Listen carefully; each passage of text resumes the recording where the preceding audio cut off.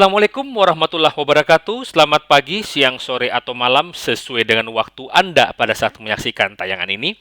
Kali ini kita akan membahas kebijakan pengadaan barang atau jasa pemerintah yang terakhir berdasarkan Perpres nomor 16 tahun 2018, yaitu melaksanakan pengadaan berkelanjutan. Nah, apa yang disebut dengan melaksanakan pengadaan berkelanjutan? Ingat, pengadaan berkelanjutan ini sama dengan tujuan pengadaan loh. Sama, ini satu-satunya yang sama persis antara tujuan dengan kebijakan. Cuman kalau kebijakan sudah pelaksanaannya. Nah, dari sisi definisi di pasal 1 angka 50, pengadaan berkelanjutan adalah pengadaan barang atau jasa yang bertujuan untuk mencapai nilai manfaat yang menguntungkan secara ekonomis, tidak hanya untuk kementerian, lembaga, atau perangkat daerah sebagai penggunanya, tetapi juga untuk masyarakat, serta signifikan mengurangi dampak negatif terhadap lingkungan dalam keseluruhan siklus penggunaannya. Lihat, saya garis bawahi kalimat yang terakhir. Signifikan mengurangi dampak negatif terhadap lingkungan dalam keseluruhan siklus penggunaannya. Nah, ada 3 aspek pengadaan berkelanjutan ini, yaitu aspek ekonomi, aspek sosial, dan aspek lingkungan hidup. Mari kita bahas satu persatu. Apa yang disebut dengan aspek ekonomi dalam pengadaan berkelanjutan?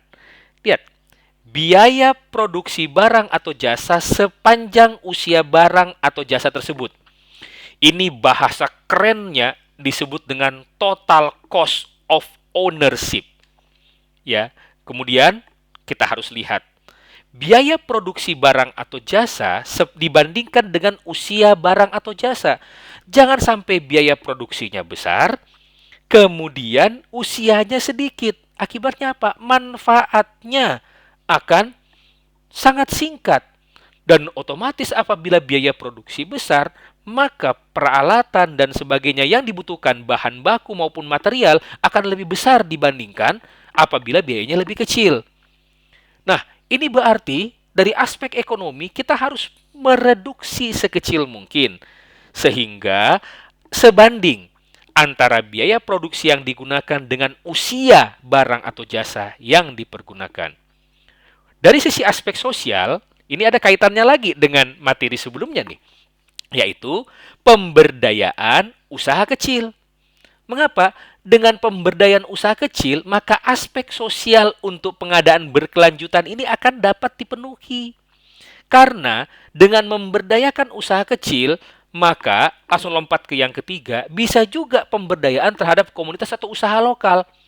Nah, sehingga yang harus diperhatikan adalah jaminan kondisi kerja yang adil, kesetaraan, dan keberagaman.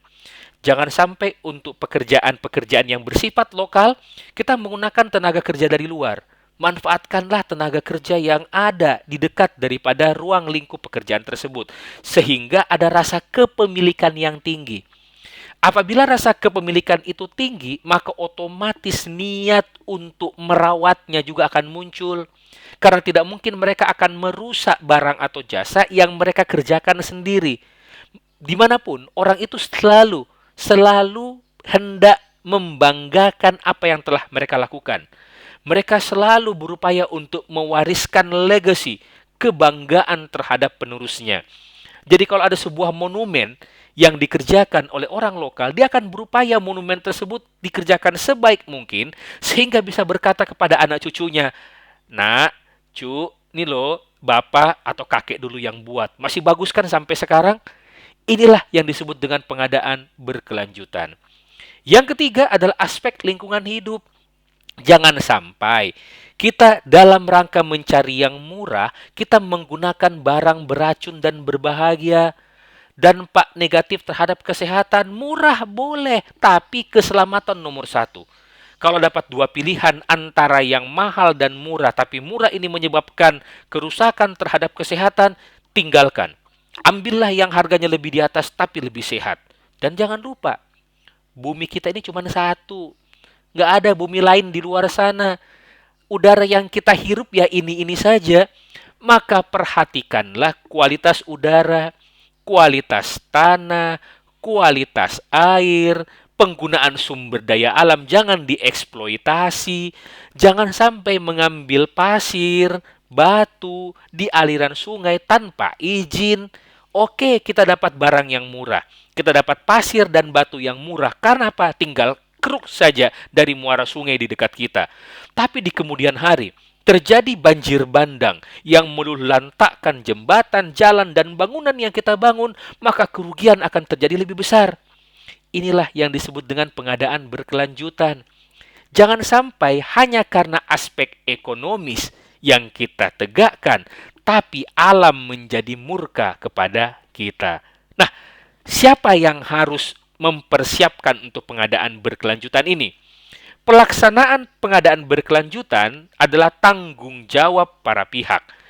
Khusus pengadaan barang dan jasa di pemerintah, ini mulai disiapkan oleh pengguna anggaran atau kuasa pengguna anggaran. Karena pengguna anggaran atau kuasa pengguna anggaran inilah yang menetapkan perencanaan pengadaan barang atau jasa. Sehingga pada tahapan perencanaan dan penganggaran, PA atau KPA harus paham betul tentang aspek pengadaan berkelanjutan. Mereka ini pimpinan tertinggi. Jangan hanya karena mau menyelamatkan anggaran, mau penghematan, mau menggunakan anggaran dengan sekeenak hatinya, mencari yang murah tapi murahan, akibatnya merusak lingkungan.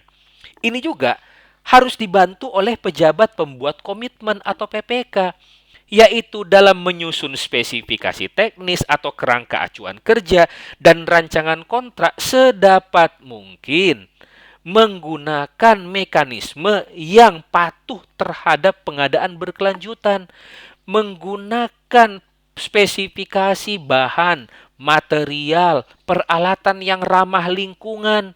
Memang akan mahal. Bangun gedung jangan kebanyakan AC-nya. Kebanyakan AC, banyak listrik. Banyak listrik. Listrik kita menggunakan bahan bakar yang dibakar dari minyak bumi maupun dengan batu bara, akan menyebabkan polusi di mana-mana. Pakailah yang disebut dengan panel surya. Pak, mahal Pak. Iya, Anda akan mahal pada tahap investasi awal, tapi pada saat pelaksanaan nanti akan murah. Jangan terlalu banyak menggunakan dinding, gunakanlah kaca sehingga pencahayaan alami masuk. Ya, kalau pencahayaan alami masuk, kita bisa mengurangi lampu. Gunakanlah air yang didaur ulang, air dari wastafel ditampung kembali, gunakan IPAL, pengolahan air limbah, bisa digunakan untuk penyemaraman tanaman, dan seterusnya, dan seterusnya. Mahal, iya, mahal, tapi kita akan melindungi lingkungan kita, dan merupakan pengadaan yang berkelanjutan. Kelompok kerja pemilihan atau pokja pemilihan, pejabat pengadaan maupun agen pengadaan menuangkan spesifikasi teknis dalam persyaratan-persyaratan di dalam dokumen pemilihan. Sehingga dalam proses tender atau seleksi, pilihlah penyedia yang menawarkan penawaran yang khusus memperhatikan pengadaan berkelanjutan. Tiga pihak ini haruslah bekerja sama sehingga pelaksanaan pengadaan berkelanjutan dapat terjadi. Ingat sekali lagi, tempat tinggal kita satu-satunya hanyalah bumi ini. Siapa lagi yang bisa menjaga kelestarian bumi ini kalau bukan kita sendiri? Demikian, wabillahi taufik wal hidayah. Wassalamualaikum warahmatullahi wabarakatuh. Salam pengadaan.